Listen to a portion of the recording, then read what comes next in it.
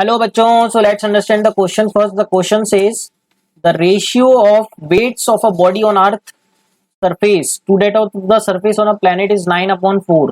Mass of the planet is 1/9 times of Earth. Radius of Earth is r.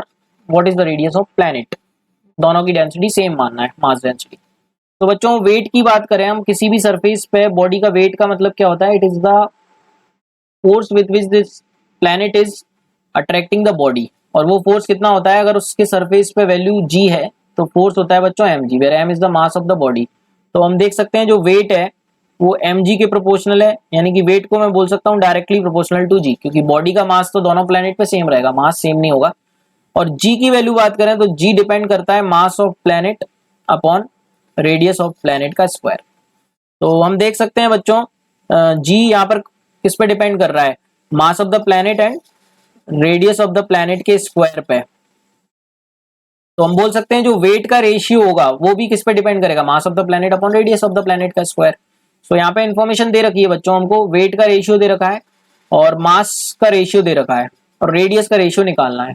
तो हम लिख सकते हैं बच्चों weight on earth upon weight on planet, इसकी वैल्यू कितनी आएगी?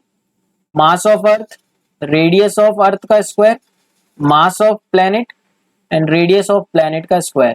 और ये वैल्यू हमको टोटल कितनी दे रखी है? मतलब इन दोनों का रेशियो 9/4।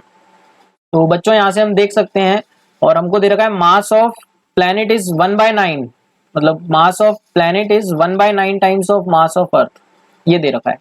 तो बच्चों मास of earth upon mass of planet कितना आ जाएगा? ये वैल्यू 9 हो गई, तो ये हो गया 9 into are P upon R ई का स्क्वायर इज टू 9/4। तो 9 से 9 कट गया बच्चों, तो R P upon R E आ गया हाफ, अंडर रूट करेंगे तो देख लेते हैं बच्चों प्लेनेट की रेडियस कितनी आ जाएगी बच्चों। यहाँ से प्लेनेट की रेडियस आ जाएगी RE/2, half of the radius of the earth.